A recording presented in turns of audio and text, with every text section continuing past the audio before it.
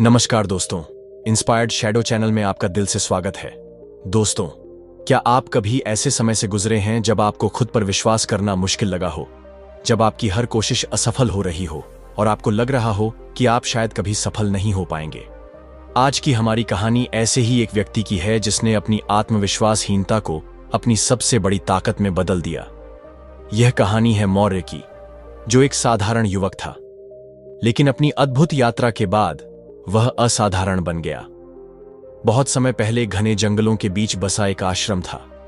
इस आश्रम में गुरु देवर्षि वशिष्ठ अपने शिष्यों को न केवल ज्ञान बल्कि जीवन जीने की कला भी सिखाते थे। उनके शिष्य उनकी शिक्षाओं से अपने जीवन में बदलाव लाते थे, लेकिन मौर्य वह सबसे अलग था। वह बहुत ही शांत और सरल स्वभाव का था, लेकिन उसकी सबसे बड़ी समस्या थी आत्मविश्वास की कमी। जब भी मौर्य को कोई जिम्मेदारी दी जाती, वह घबरा जाता। उसे लगता कि वह इसे पूरा नहीं कर पाएगा। उसके मन में हमेशा एक डर रहता था, क्या होगा अगर मैं असफल हो गया? बाकी शिष्य उसकी इस कमजोरी का मजाक उड़ाते और उसे कमजोर मानते, लेकिन गुरु वशिष्ठ जानते थे कि मौर्य के भीतर अपार संभावनाएं हैं। एक दिन गुरुजी ने मौर्य को अपने पास बुलाया। उनकी आंखों में गहराई थी और चेहरे पर हल्की मुस्कान। उन्होंने कहा, मौर्य, तुम्हारे अंदर कुछ खास है, लेकिन तुम्हें इसे पहचानने की जरूरत है।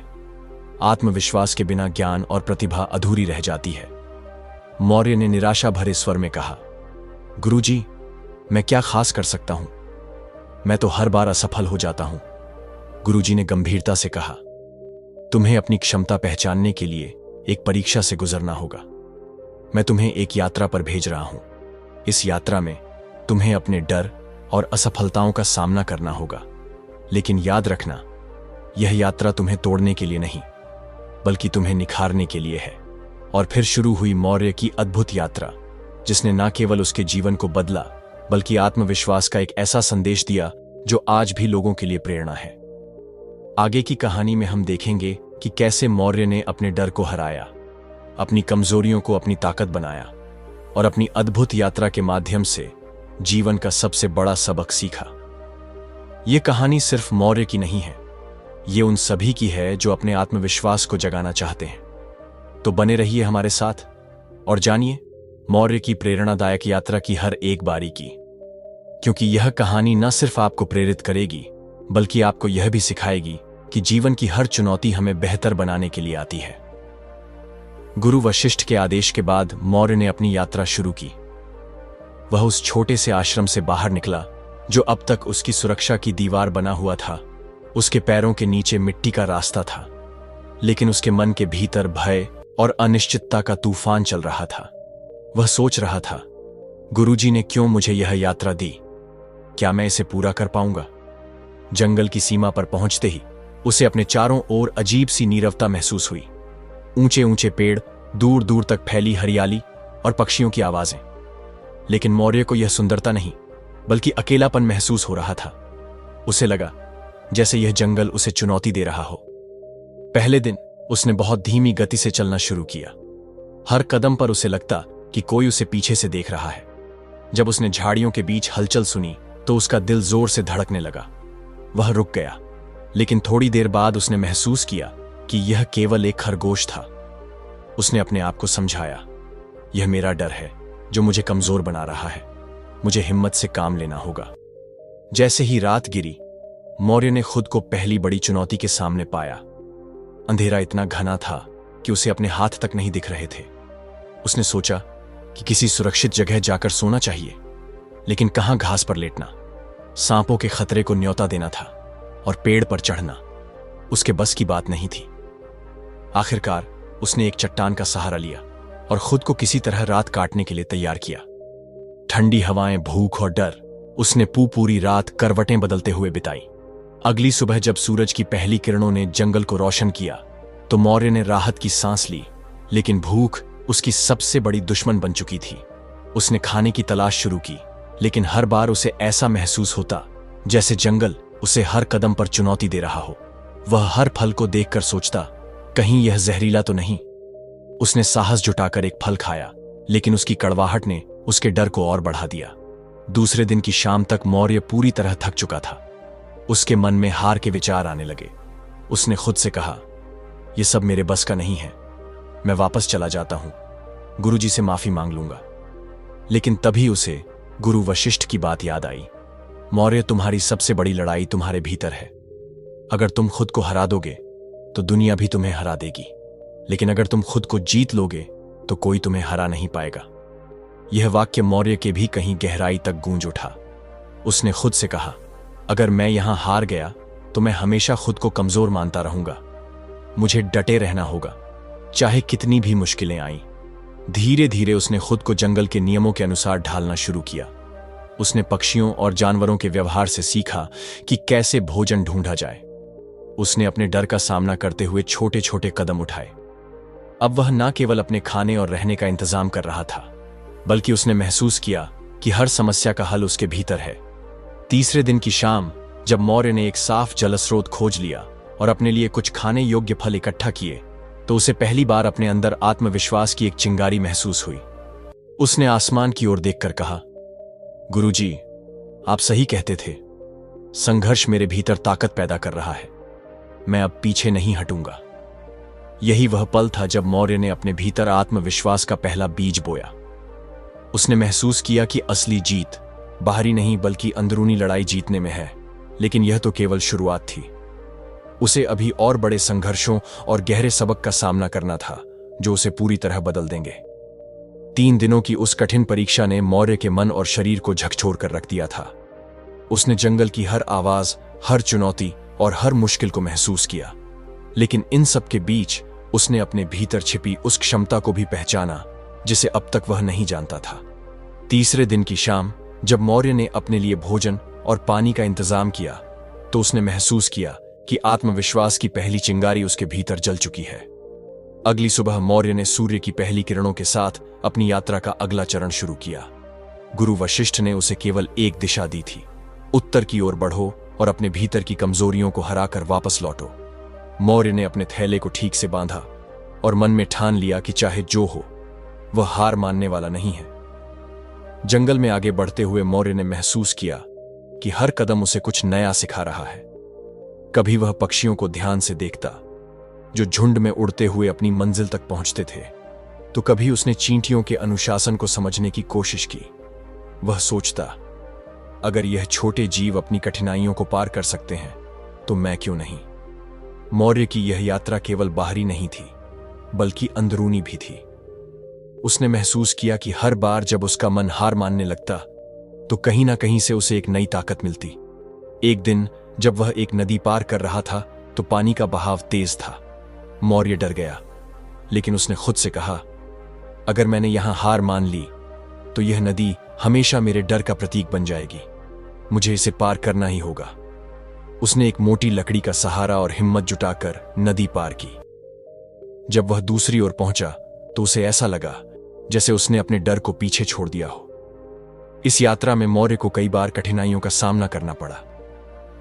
एक रात जब वह एक गुफा में सो रहा था, तो तेज हवाओं और बारिश ने उसे जागने पर मजबूर कर दिया। वह ठंड से कांपने लगा और उसे समझ नहीं आ रहा था कि क्या करे। लेकिन फिर उसने गुफा के अंदर सूखी लकड़ियां ढूंढी और अपने जीवन में पहली बार आग जलाई। उस आग ने न केवल उसे गर्मी दी, बल्कि आत्मविश्वास भी कि वह परिस्थितियों से लड़ सकता है। धीरे धीरे मौर्य को समझ में आने लगा कि जीवन में हर संघर्ष, हर कठिनाई और हर चुनौती उसे मजबूत बनाने के लिए है। वह सोचता, गुरुजी सही कहते थे, संघर्ष हमारे भीतर छिपी ताकत को बाहर लाने का जरिया है। यह यात्रा केवल जंगल पार करने की नहीं है, बल्कि अपने आप को जानने और खुद पर भरोसा करने की है।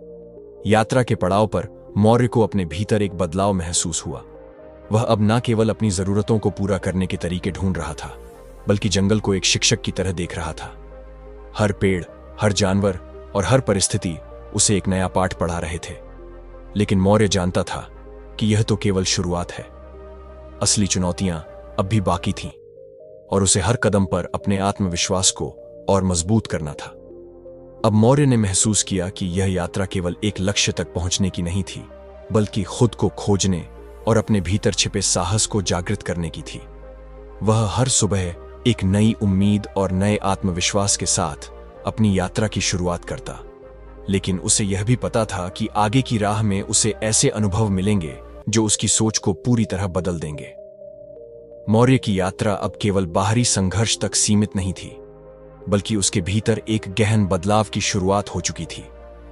जंगल अब उसे डराने वाला स्थान नहीं लगता था, बल्कि हर दिन वह उसे कुछ नया सिखा रहा था। मौर्य ने समझ लिया था कि जीवन में चुनौतियां असफलता के लिए नहीं, बल्कि सीखने और बेहतर बनने के लिए होती हैं। एक दिन की बात है जब मौर्य एक घने जंगल से गुजर रहा था। वह थक चुका था, लेकिन उसे कुछ खाने के लिए रुकना पड़ा। उसने पास के पेड़ से कुछ फल तोड़े और एक पत्थर पर बैठ गया। तभी उसने देखा कि एक चींटी अपने से कई गुना बड़े दाने को खींचने की कोशिश कर रही थी। वह बार बार दाने को खींचती, फिर फिसल जाती, लेकिन हर बार गिरने के बाद वह दोबारा कोशिश करती। मौर्य ने उस चींटी को ध्यान से देखा और खुद से कहा, यह छोटी सी चींटी हार नहीं मान रही, तो मैं क्यों हार मानूं? उस दिन मौर्य ने खुद से एक वादा किया कि चाहे कितनी भी मुश्किलें आएं, वह हर बार कोशिश करेगा। उसने जंगल को अपना शिक्षक बना लिया। पेड़ों से ने धैर्य सीखा, जो हर मौसम को सहते हुए भी अपनी जड़ों पर टिके रहते हैं।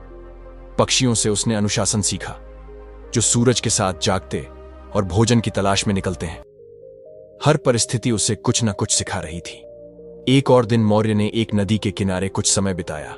वह उस शांत बहाव को देखता रहा और सोचने लगा, यह नदी कैसे हर बाधा को पार करती है।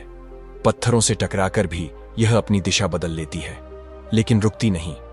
अगर यह बहाव रोक दे तो यह नदी नहीं, एक तालाब बन जाएगी। उस दिन मौर्य ने समझा कि जीवन में आगे बढ़ना ही असली मायने रखता है। रुकने का मतलब है ठहराव, और ठहराव का मतलब है हार। मौर्य की सबसे बड़ी सीख तब हुई जब उसने पहली बार शिकार करने की कोशिश की। वह कई दिनों से भूखा था और जंगल में मौजूद जंगली जानवरों से दूरी बनाए हुए था, लेकिन भूख ने उसे हिम्मत करने पर मजबूर किया।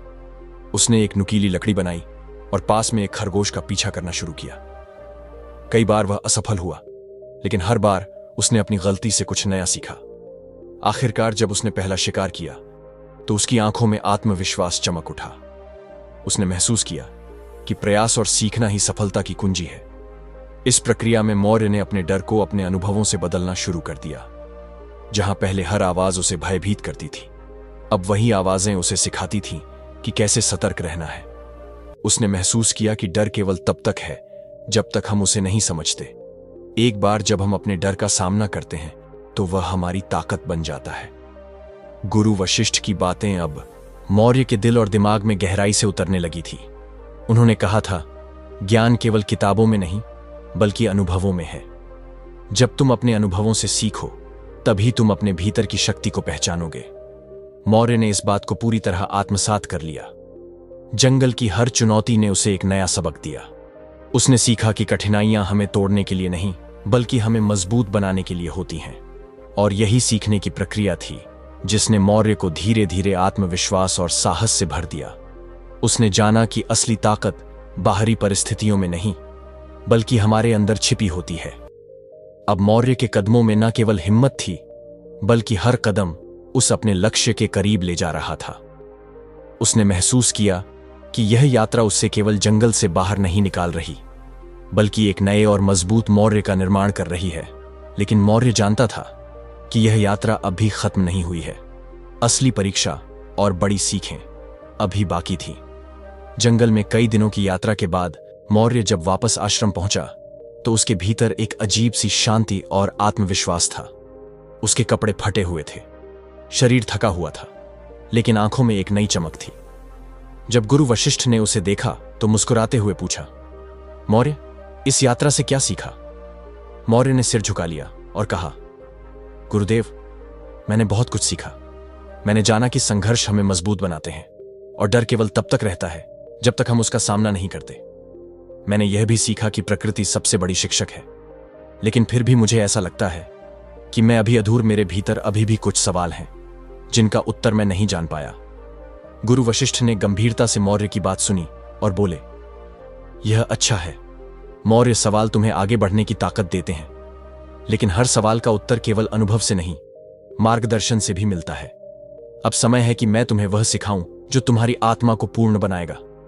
तुम्हारा आत्मविश्वास जाग गया है, लेकिन इसे सही दिशा देना आवश्यक है। गुरु वशिष्ठ ने मौर्य को एक शांत जगह पर ले जाकर बैठने का इशारा किया। वहां एक बड़ा वृक्ष था जिसकी छाया में ठंडी हवा बह रही थी। गुरु ने कहा, मौर्य, आत्मविश्वास केवल साहस का नाम नहीं है। यह एक ऐसा दीपक है जो तुम्हारे जीवन की हर अंधेरी राह को रोशन करता है। लेकिन यह तभी संभव है जब तुम्हारा मन शांत हो और तुम्हारे विचार स्पष्ट हो। यह तुम्हारी अगली शिक्षा है। गुरु वशिष्ठ ने मौर्य को ध्यान के महत्व के बारे में बताया। उन्होंने कहा, ध्यान तुम्हें अपने भीतर झांकने का अवसर देता है। जब तुम अपने भीतर के विचारों और भावनाओं को समझोगे तो तुम्हें अपनी कमजोरियों और ताकतों का सही अंदाजा होगा। यह आत्मविश्वास का असली स्रोत है। मौर्य ने गुरु की बातों को ध्यान से सुना और उनकी देखरेख में ध्यान करना शुरू किया। शुरुआत में मौर्य को ध्यान में बैठना बहुत कठिन लगा। उसका मन कभी बीते संघर्षों की ओर भागता तो कभी भविष्य की चिंताओं में उलझ जाता। वह गुरु वशिष्ठ से बोला, गुरुदेव, मैं अपने विचारों को रोक नहीं पा रहा। क्या मेरा मन कभी शांत हो पाएगा? गुरु ने मुस्कुराते हुए कहा, मौर्य, विचारों को रोकने की कोशिश मत करो। उन्हें आने दो, जैसे हवा बहती है। लेकिन उस हवा को खुद पर हावी मत होने दो। इसे देखने वाले बनो, इसे समझो। धीरे धीरे तुम्हारा मन शांत होने लगेगा और तुम अपने भीतर की शुद्धता को अनुभव करोगे। गुरु वशिष्ठ ने मौर्य को अनुशासन, ध्यान और स्वाध्याय की शिक्षा दी। उन्होंने कहा, आत्मविश्वास केवल अपने आप पर विश्वास करने से नहीं आता। यह तब आता है जब तुम अपने कर्तव्यों को पूरे मन से निभाते हो। जब तुम अपने कार्य को निष्ठा और समर्पण के साथ करते हो तो तुम्हारा आत्मविश्वास मजबूत होता है। मौर्य ने गुरु की हर शिक्षा को अपने जीवन में अपनाना शुरू किया। वह सुबह जल्दी उठता, ध्यान करता और गुरु द्वारा दिए गए कार्यों को पूरे मन से करता। उसने महसूस किया कि गुरु का मार्गदर्शन उसकी सोच और जीवन को बदल रहा है। उसने सीखा कि सच्चा आत्मविश्वास बाहरी परिस्थितियों से नहीं, बल्कि अपने भीतर की शांति और संतुलन से आता है। गुरु वशिष्ठ ने मौर्य को जीवन की गहरी सच्चाइयों से अवगत कराया। उन्होंने कहा, मौर्य, आत्मविश्वास का मतलब यह नहीं कि तुम असफल नहीं होगे।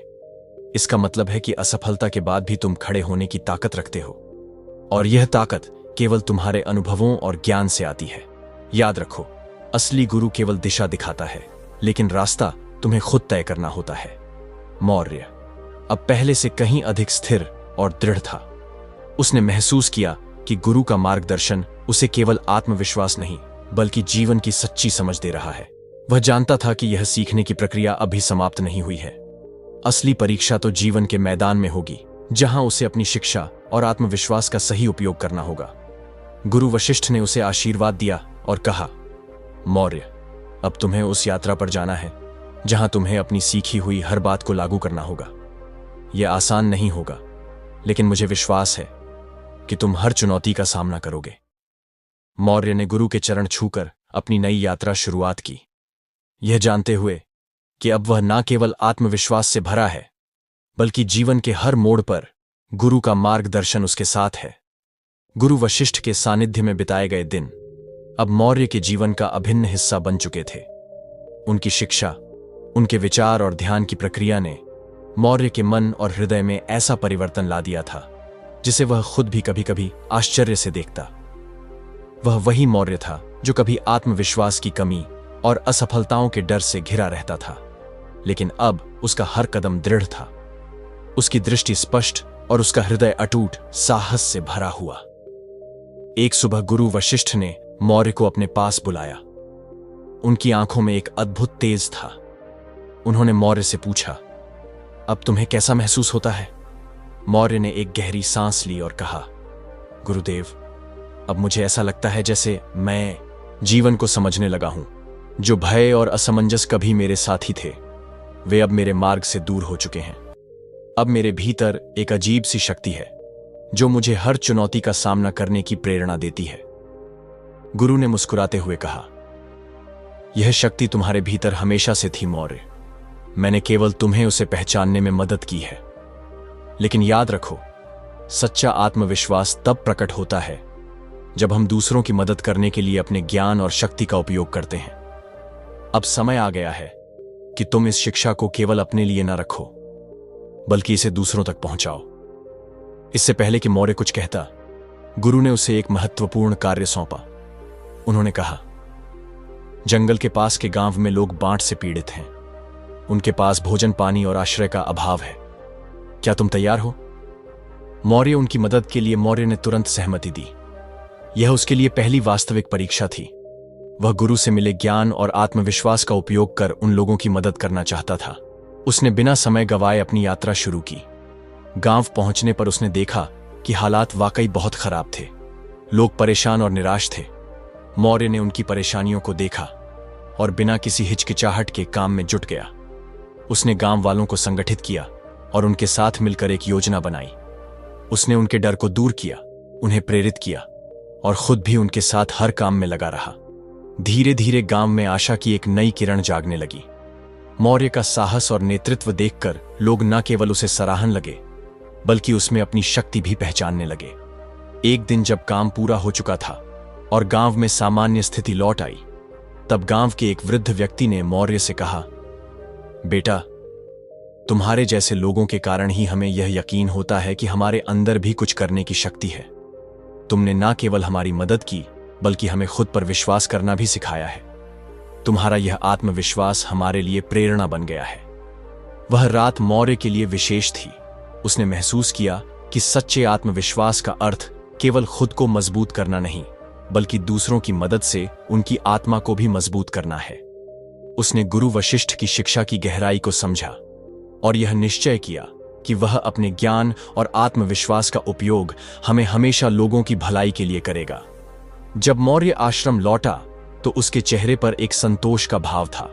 गुरु वशिष्ठ ने उसे देखकर कहा, मौर्य, तुमने केवल गांव वालों की मदद नहीं की, बल्कि अपनी आत्मा को सशक्त बनाया है। यह सच्चा परिवर्तन है। अब तुम समझ गए होगे कि आत्मविश्वास केवल एक गुण नहीं, बल्कि जीवन का मार्गदर्शक सिद्धांत है। इसे संजोए रखना और इसका उपयोग सदैव सही कार्यों के लिए करना। मौर्य ने गुरु के चरणों में सिर झुकाकर आभार प्रकट किया। उसने महसूस किया कि उसका जीवन अब पहले से कहीं अधिक अर्थपूर्ण हो गया है।